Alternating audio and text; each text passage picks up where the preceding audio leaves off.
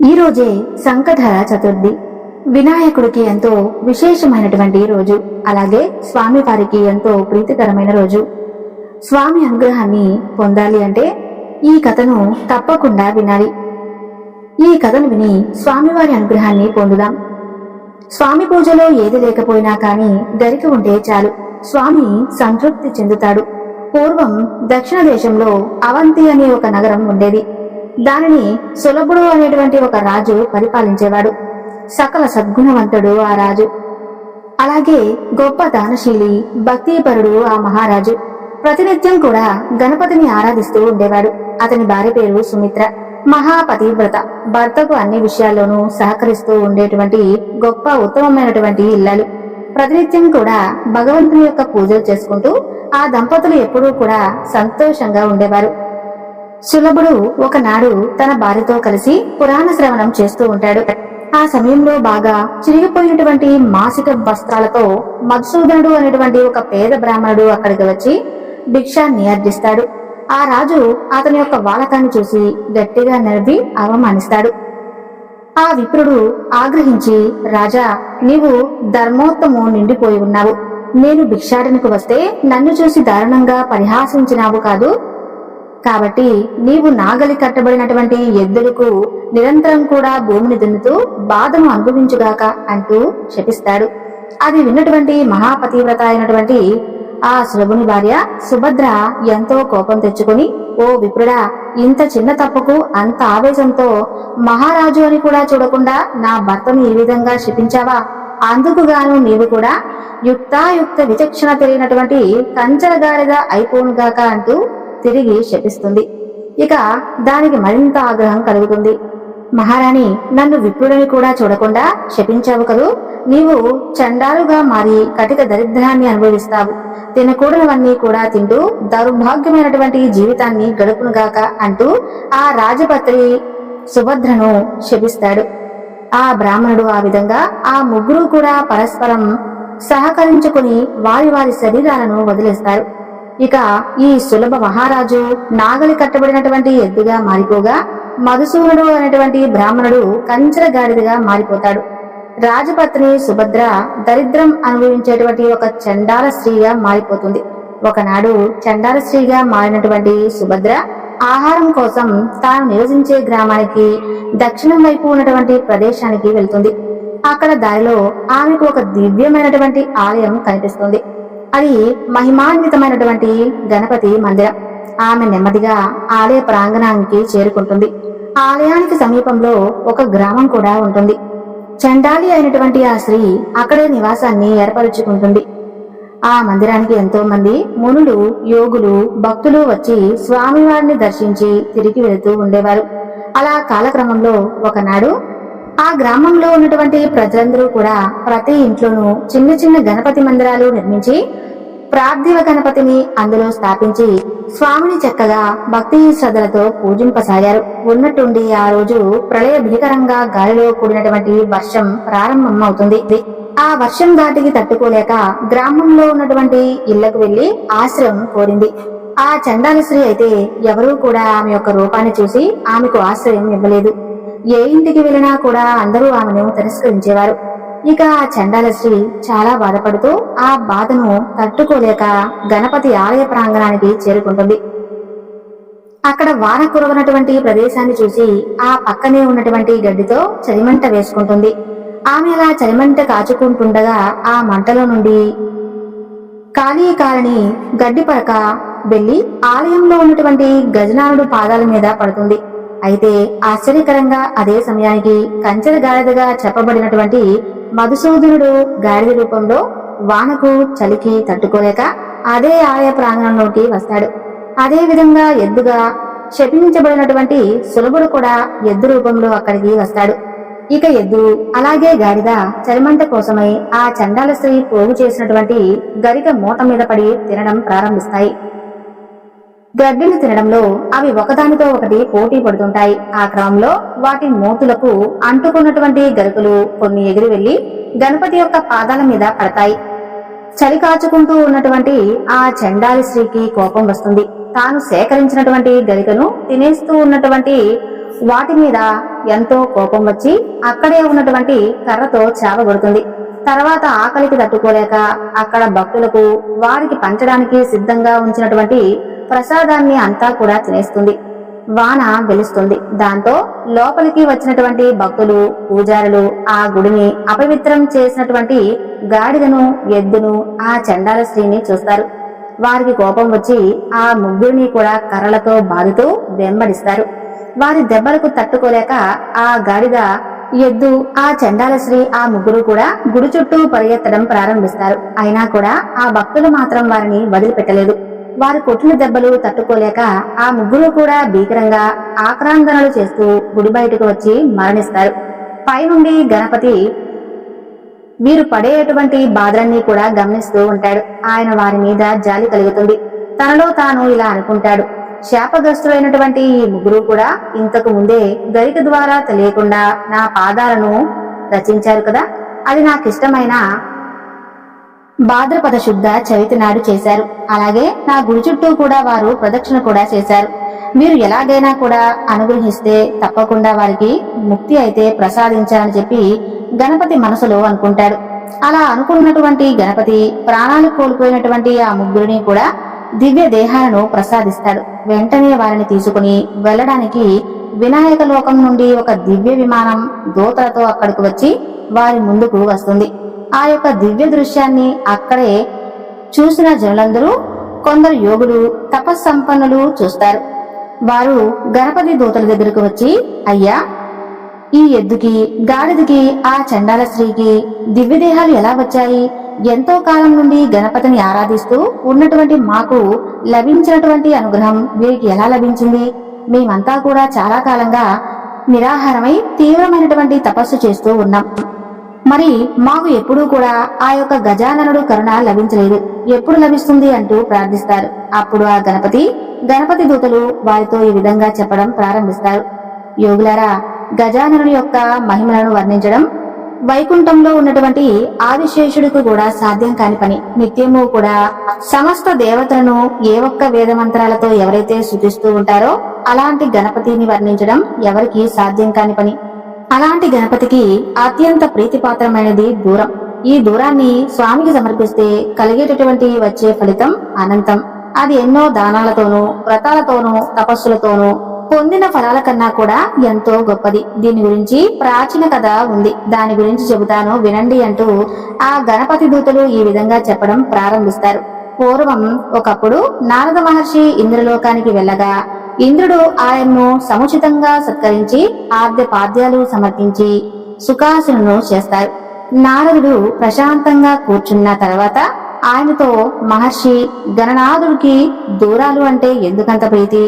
ఎంతో ప్రీతి అని విన్నాను. వాటి గొప్పదనం ఏమిటి? ఎందుకు అసలు స్వామివారికి అంతగా ప్రీతిపాత్రమయ్యాయి? దయచేసి చెప్పండి అని ప్రార్థిస్తాడు. అప్పుడు దేవేంద్ర, పూర్వం స్థావరం అనే ఒక నగరం, ఆ నగరం భూలోకంలో ఉండేది. ఆ నగరంలో కౌండిన్యుడు అనేటువంటి మహర్షి నివసిస్తూ ఉండేవాడు. ఆయన గొప్ప గణపతి ఉపాసకులు, మహా తపస్వి, సిద్ధ పురుషుడు. ఆయన తాను నివసించేటువంటి ప్రదేశానికి దక్షిణాయనంలో ఒక పవిత్రమైనటువంటి దక్షిణ దిశలో ఒక పవిత్రమైనటువంటి ఆశ్రమాన్ని నిర్మించాడు. నూతనంగా నిర్మించినటువంటి ఆశ్రమం చక్కని నీటి కొలనులతోనూ, పలు పుష్ప ఫలితాల క్షారలతోనూ, అందమైనటువంటి లతలతోనూ చూడటానికి ఎంతో రమ్యంగా ఉంది. అలాంటి ఆహ్లాదకరమైనటువంటి వాతావరణంలో కౌండిన్య ముని స్థిరమైనటువంటి చిత్తంలో ధ్యానం చేస్తూ ఉండేవాడు. గణపతికి ఎంతో ఇష్టమైనటువంటి మహామంత్రమైనటువంటి గణేశాయ నమః అనేటువంటి నామాన్ని ప్రతినిత్యం కూడా జపింపసాగుతూ ఉండేవాడు. అలా ప్రతిరోజు కూడా ఆశ్రమంలో మలిచినటువంటి దూరాలను అంటే లేత గడ్డిని చేతులతో గణపతిని ప్రతిమను అర్చిస్తూ ఉండేవాడు. ఒకనాడు కౌండిన్యుని భార్య ఆశ్రమాదేవి ఆయనతో, స్వామి, మీరు ప్రతిరోజు కూడా పూజానంతరం గణపతి ప్రతిమ మీద ఈ దూరాలను ఉంచుతున్నారు.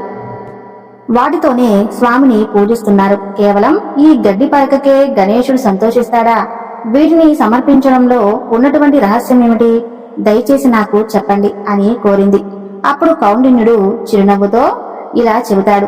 దేవి, పూర్వం సంయమని అనేటువంటి ఒక నగరం ఉండేది. ఒకనాడు ఆ నగరంలో ఎంతో వైభవంగా ఒక ఉత్సవం జరుగుతుంది. దానికి అప్సరసలు, గంధర్వులు, దిక్పాలకులు ఇలా సకల దేవతా గణాలందరూ కూడా వచ్చేశారు. ఎంతో వైభవంగా కొలువు తీరి ఉన్నటువంటి దేవతల సమక్షంలో అతిలోక సుందరి తిలోత్తమ అద్భుతంగా నాట్యం చేస్తుంది. ఆ సమయంలో అనుకోకుండా తిలోత్తమ కట్టుకున్న చీర తొలగింది. అది చూసి ఆ సభలో కూర్చున్నటువంటి ఎంతో మంది విప్రులు ఆమెను చూసి మోహపడ్డారు. ఒక్కసారిగా పైకి లేచి ఆమెను కౌగులించుకోబోయారు. అంతలో అతని వీర్యంతమై భూమి మీద పడింది. ఆయన సిగ్గుతో తలవంచుకుని కూర్చున్నాడు. అలా నేల మీద పడ్డటువంటి యముడి వీర్యం నుండి బగబగా మండేటువంటి జ్వాలలతో ఒక భయంకరమైనటువంటి పురుషుడు ఆవిర్భవించాడు. భయంకరమైనటువంటి కొరలతో, విశాలమైనటువంటి ముఖంతో, నిప్పు కణం లాంటి కళ్ళతో పెద్దగా అరుస్తూ అందరినీ కూడా పరీక్షించాలని ఆ రాక్షసుడు బయలుదేరాడు. వికటాట్టహాసం చేస్తూ వస్తున్నటువంటి అతను చూసిన ముల్లోకవాసులు అందరూ కూడా విపరీతమైనటువంటి భయంతో వణికిపోయారు. అందరూ కూడా వైకుంఠానికి పరిగెత్తి శ్రీహరిని శరణి వేడుకున్నారు.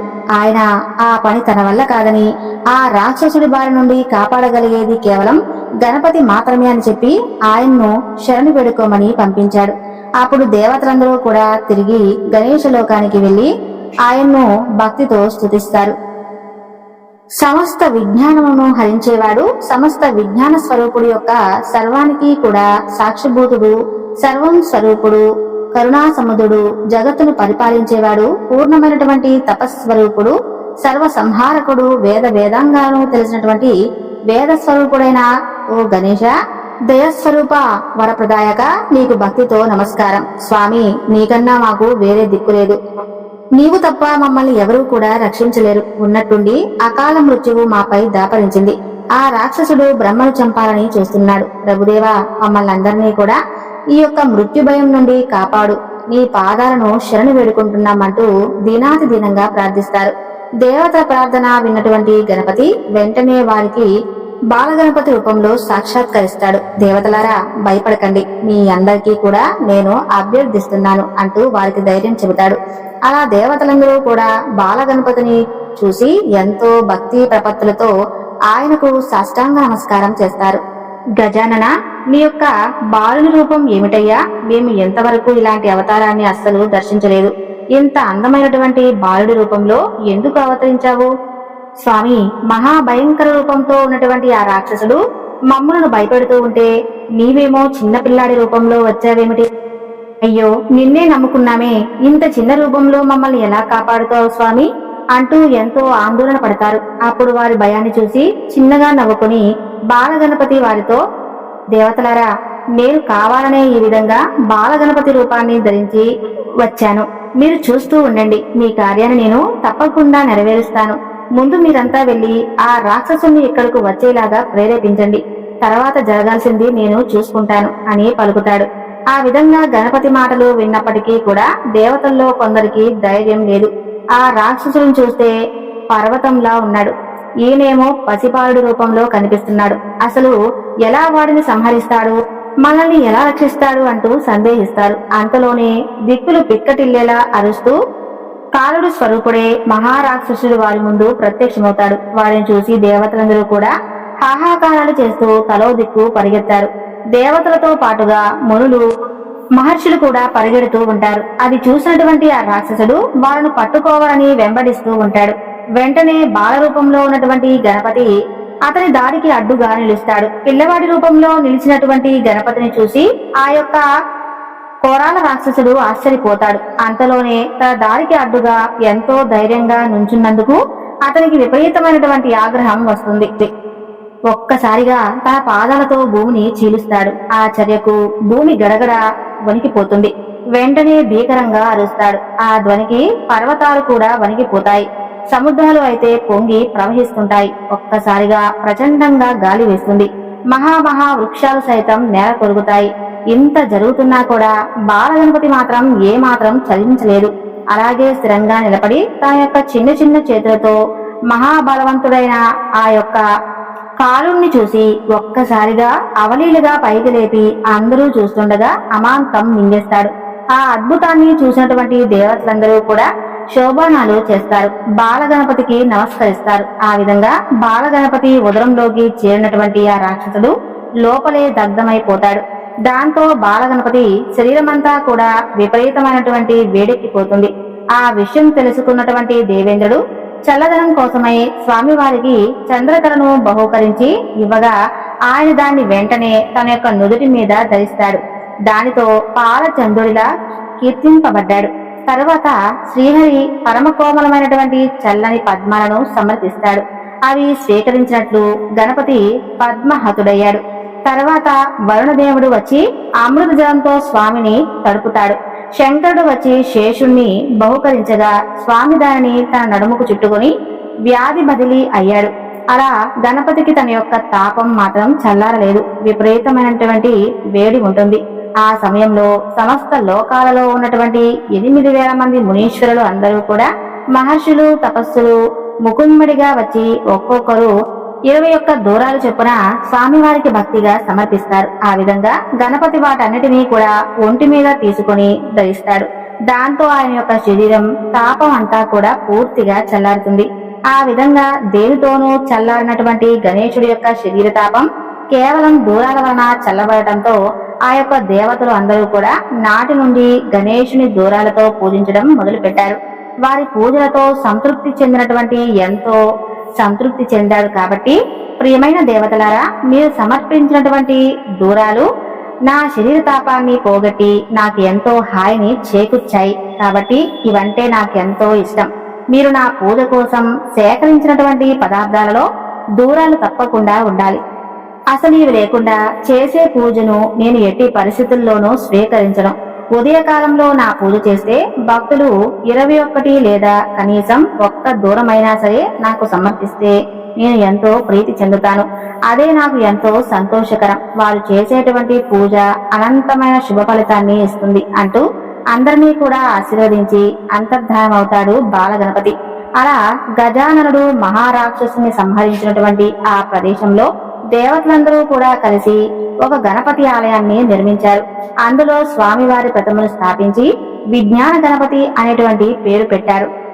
కాలుడు అనేటువంటి రాక్షసుడిపై విజయం సాధించినటువంటి ఆ యొక్క ప్రదేశం కాలాంతరంలో విజయపురం అని ప్రసిద్ధి చెందింది. అక్కడ చేసినటువంటి జపం తపం అనంతమైనటువంటి పుణ్యాన్ని ఇస్తుంది.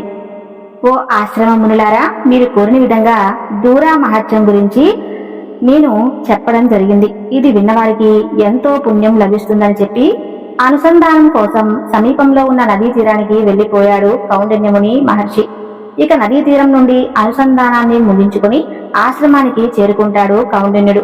ఆయన భార్య, నాదా, నాకు ఇంకా ఇంకా గణపతి మహిమలు తెలుసుకోవాలనిపిస్తుంది, దయచేసి చెప్పండి అని కోరుకుంటుంది. భార్య మాట కాదనలేక కౌండిన్యుడు తిరిగి ఈ విధంగా చెప్పడం ప్రారంభిస్తాడు. దేవి, పూర్వం ఒకనాడు గణపతి తన లోకంలో సుఖంగా కూర్చున్న సమయంలో త్రిలోక సంచారి నారద మహర్షి ఆయన దగ్గరకు వచ్చి సాష్టాంగ నమస్కారం చేస్తాడు. గణపతి ఆయన్ను ఉచితాసనం మీద కూర్చోబెట్టగా నారదుడు ఎంతో ఆనందించి, మహాదేవా, గణపతి, గజానన, నేను సంచారం చేస్తూ ఉండగా మార్గమధ్యంలో ఒక ఆశ్చర్యకరమైన విషయాన్ని చూశాను. దాన్ని తమకు చెప్పి వెళ్దామని వచ్చాను. ఇంకా ఆలస్యం దేనికి, చెప్పండి మహర్షి అంటూ అనుమతిస్తాడు ప్రభు. భూలోకంలో మిథిల అనే నగరాన్ని జనకుడు అనేటువంటి మహారాజు పరిపాలిస్తున్నాడు. అతను ఎన్నో దాన ధర్మాలు చేసి ధర్మాత్ముడిగా ప్రసిద్ధి చెందాడు. నిత్యం దేవ బ్రాహ్మణులను సాధారణ జనులను కూడా పూజిస్తూ ధర్మబద్ధంగా జీవిస్తున్నాడు. ఆయన అంతటి ధర్మతత్పరుడుగా ఉన్నందువల్లే ఎంత దానం చేస్తున్నా ఆయన దగ్గర ఉన్నటువంటి సంపద ఎప్పటికీ కూడా తరగకుండా అలాగే స్థిరంగా ఉంది. ఒకనాడు ఆయన గృహానికి వెళ్లి అభినందించాను. అయితే తాను గొప్ప బ్రహ్మజ్ఞానం అయినటువంటి అభిమానంతో నన్ను కొద్దిగా అపహరించాడు. ఆయనలో అహంకారం ఎలా ఉందంటే, నేను ఒక మహారాజుని, గజాననుడి ఒక ఆగ్రహంతో అక్షయ సంపదను అధిపతినయ్యాను. ఆయనే నాకు సంపదను అనుగ్రహించాడు. నీవెంతో ధన్యుడివయ్యా అని అనగానే గర్వంతో నిండి ఆ జనకుడు నారద మహర్షిని, ఆయన ముల్లోకాల్లో ఉన్నటువంటి ఏక ధర్మాత్ముని, మహాదాతను, మహాభోగిని, నన్ను మించిన వారు ఎవరూ లేరు.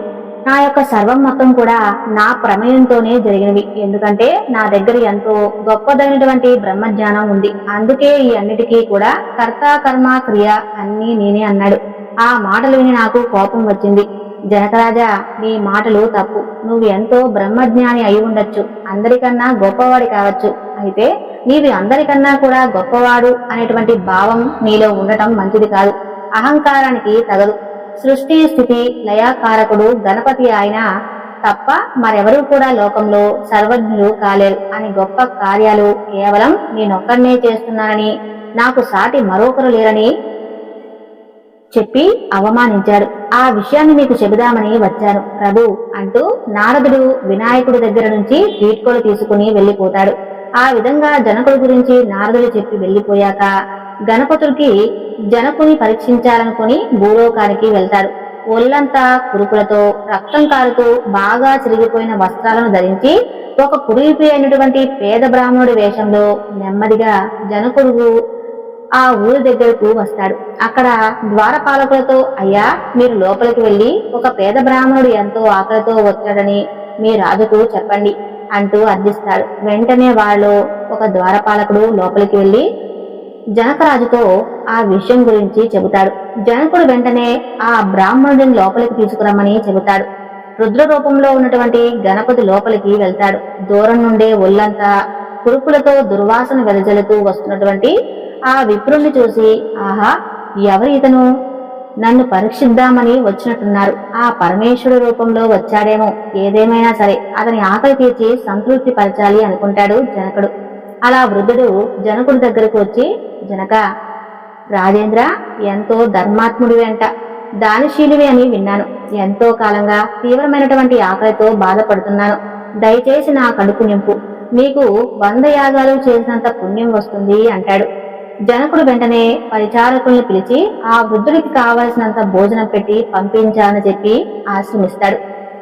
ఇంకా ఆ వారందరూ కూడా ఆ వృద్ధుని తీసుకుని వెళ్లి శుభ్రంగా అతనికి స్నానం చేయించి నూతన వస్త్రాలు ఇచ్చి తమతో పాటుగా భోజనశాలకు తీసుకువెళ్తారు.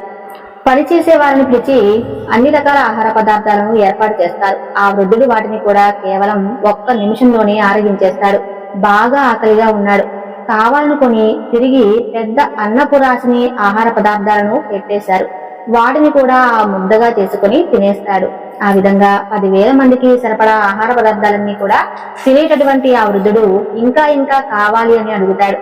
ఎంతకు అతనికి ఆకలి తీరకపోవడంతో ఆశ్చర్యపోయి ఉన్నటువంటి ఆ రాజ్యంలో ఉన్న వారందరూ కూడా, అలాగే ఎవరైతే వంట చేసే వాళ్ళు ఉన్నారో వాళ్ళందరినీ రప్పించి ఎన్నెన్నో పదార్థాలను వడ్డించి పెడతారు. అయినా ఆ వృద్ధుడి ఆకలి తీరదు. పెట్టింది పెట్టినట్లుగా తినేస్తాడు. వంటశాలలో ఉన్నటువంటి బియ్యం అంతా కూడా అయిపోతుంది. ఎన్నో రోజులు వంట కోసం, రాజ్యాధికారాలు ఆహారం కోసం కూడా అయిపోయాయి. ఇక వంట వాళ్ళు పరిగెత్తి జనక మహారాజుకు విషయం గురించి, మహారాజా, అసలు ఆ వృద్ధుడు ఎవరు? మన సర్వాన్ని మింగేసేలాగా ఉన్నాడు. మీరేమో అడిగినంత తృప్తిగా పెట్టమని ఆజ్ఞాపించారు. మన దగ్గర ఉన్నటువంటి పదార్థాలన్నీ కూడా అయిపోయాయి. ఇప్పుడు ఏం చేయమంటారు అని అడుగుతాడు. అప్పుడు మహారాజు ఆశ్చర్యపోతూ, సరే, మీరు మన రాజ్యంలో ఇంటింటికి భటులను పంపించి వారి దగ్గర ఉన్నటువంటి ధాన్యాన్నంతా తెప్పించి అతని ఆకలి తీర్చండి అంటూ ఆజ్ఞాపిస్తాడు. ఇక వంట వాళ్ళు వెంటనే భటులను పంపించి రాజ్యంలో ఉన్నటువంటి ధాన్యమంతా కూడా తెప్పించి బియ్యం చేసి ఆ వృద్ధుడికి వండి పెడతారు. అంత అవలీలగా తినేసి ఇంకా తనివి తీరలేదు, ఆకలి వేస్తుంది అంటాడు. ఆ వంటవారు ఇక మా వల్ల కాదని చెప్పగా ఆ వృద్ధుడు జనకుడి దగ్గరకు వెళ్లి, జనకరాజా, ఇక ఏం పెట్టలేవా అని అడగగానే జనకుడు అవమాన భారంతో తల వంచుకుని ఉంటాడు.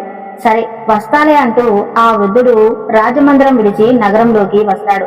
అక్కడ ఉన్నటువంటి ఇళ్లకు భిక్షాటనకు వెళ్ళగా అందరూ కూడా అతనితో, అయ్యా, మా ఇంట్లో ఉన్నటువంటి ధాన్యమంతా కూడా రాజభటులు తీసుకుని వెళ్లిపోయారు. మాకే సరిగ్గా తినడానికి ఏమీ లేదు. మీకేం పెట్టగలం? మరో ఇంటికి వెళ్ళు అంటూ పంపించేస్తారు. అప్పుడు వృద్ధుడి రూపంలో ఉన్నటువంటి గణపతి వారితో, మిథిలా నగర ప్రజలారా, మీ రాజు గొప్ప అన్నదాత అన్న పేరు విని నా ఆకలి తీర్చుకుందామని వచ్చాను. ఆయన ఎంత పెట్టినా నాకు తృప్తి కలగలేదు. కడుపు నిండకుండానే ఎక్కడికి వెళ్ళని చెప్పండి అంటూ ఆ నగరంలోనే అన్ని వీధులు తిరుగుతాడు. అలా తిరుగుతూ తిరుగుతూ ఒక వీధిలో ఉన్నటువంటి ఇంట్లోకి ప్రవేశిస్తాడు. లోపల ఆ వృద్ధుడికి ఏ రకమైనటువంటి సామాగ్రి కనిపించలేదు. ఆ ఇంట్లోని 2 దంపతులు ఉంటారు. వారు కనీసం కూర్చోడానికి వాళ్ళ ఇంట్లో పీట కూడా ఉండదు. రోజు నేల మీదే కూర్చుంటారు. కట్టుకోవడానికి సరైన బట్టలు లేక చిరిగిన వస్త్రాలను ధరిస్తారు. ఎవరిని అడుక్కోకుండా కేవలం ఆయా చిత్తంగా లభించిన ఆహారాన్ని తినేవారు. ఒకవేళ ఎవరు ఆహారం ఇవ్వకపోతే ఆ రోజు కేవలం నీళ్లు తాగి కడుపుకు నింపుకునేవారు. వారి ఇల్లు అపరిశుభ్రంగా దోమలతో నిండిపోయింది. ఆ ఇంట్లో ఒక అందమైనటువంటి గణపతి ప్రతిమ ఉంది. వారికి ఎన్ని కష్టాలు వచ్చినా నిత్యం కూడా ఆ ప్రతిమను భక్తితో పూజించేవారు. అలాంటి పేద దంపతులు ఇంట్లోకి ప్రవేశించినప్పటికీ ఆ వృద్ధుడి వారితో, పుణ్య దంపతులారా, నేను ఒక పేద బ్రాహ్మణుని, బాగా ఆకలి వేసి జనక మహారాజు మందిరానికి వెళ్ళాను. ఆకలి తీరుస్తాడేమో అని వెళ్తే ఆయన సరైనగా ఆకలి పూర్తిగా తీర్చలేకపోయాడు.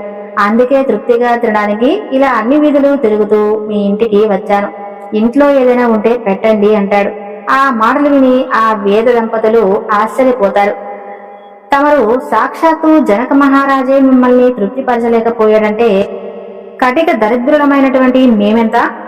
మేమే 4 రోజుల నుంచి ఏమీ తినకుండా నీళ్లతో కడుపు నింపుకుంటున్నాం. ఆకలి ఎలా తీర్చగలను నేను అని బాధపడతారు. మీరేమీ సంకోచించవద్దు. ప్రేమతో భక్తితో మీరు కొంచెం నాకు ఏదిచ్చినా సంతృప్తి చెందుతాను. అలా కాకుండా అహంకారంతో నాకిచ్చినా అది నాకు తృప్తిని కలిగించదు. మీరిచ్చేది ఏదైనా కాని ఆనందంగా స్వీకరిస్తాను అంటాడు. ఆ యొక్క వృద్ధుడు, విప్రోత్తమా, మా దగ్గర నీవు తినడానికి తగినటువంటి పదార్థం ఏమీ లేదు. ఈ రోజు ఉదయం మా ఇష్టదైవమైనటువంటి గణనాథునికి పోషించడానికి దూరాలను తెచ్చాం. వాటితో పూజ చేయగా ఒక్క దూరం మాత్రమే మిగిలింది అని అంటారు. పర్వాలేదు, నాకు అది ఇవ్వండి. భక్తితో ఇచ్చినటువంటి ఏ దూరమైనా ఎంతో సంతృప్తిని కలిగిస్తుంది అంటాడు. ఆ విధంగా ఆ యొక్క మాయావృద్ధుడు చెప్పగానే విరోచన లోపలికి వెళ్లి దూరా తీసుకువచ్చి ఇస్తుంది. అది తీసుకున్నటువంటి వృద్ధుడు ఎంతో సంతృప్తి చెందుతాడు. ఎంతో భక్తితో ఆ ఇల్లాలు ఇచ్చినటువంటి ఆ దూరాన్ని తీసుకుని ఎంతో ఆనందపడతాడు. ఆ వృద్ధుడి ఆకలి అంతా కూడా చల్లారిపోతుంది. గణపతి తన యొక్క మాయా రూపాన్ని వదిలేసి నిజ రూపంలో ప్రత్యక్షమవుతాడు. పుణ్య దంపతులారా, మీ భక్తి శ్రద్ధలు నాకు ఎంతో ఆనందాన్ని కలుగజేశాయి. తినడానికి తిండి లేకపోయినా మీరు ఎప్పుడూ కూడా నా పూజ మానలేదు. నేటితో మీ కష్టాలు తొలగిపోయాయి. ఏం కావాలో కోరుకోండి, ప్రసాదిస్తాను అంటాడు స్వామి గజానన. ఈ ఘోర సంచార బాధల నుండి మాకు ముక్తి ప్రసాదించి తిరిగి మేము ఏ జన్మ ఎత్తినా ఎక్కడ జన్మించినా నీ చరణ కమలాల మీద భక్తి శ్రద్ధలు స్థిరంగా ఉండే విధంగా అనుగ్రహించు. ఇంతకు మించి మాకేమీ కోరిక లేదు అంటూ వినయంగా అంటారు ఆ దంపతులు. తదాస్తు, మీరు కోరిన విధంగా జరుగుగాక అంటూ ఆశీర్వదించి అక్కడి నుండి అంతర్ధానమవుతాడు గజానుడు. చూశారు కదా, ఎంతో మహిమాన్వితమైన వినాయకుడి యొక్క మహిమలను. ఈ వీడియో మీకు నచ్చితే తప్పకుండా లైక్ చేసి ఓం గణేశాయ నమః అని కామెంట్ చేయండి. సర్వే జన సుఖినో భవంతు.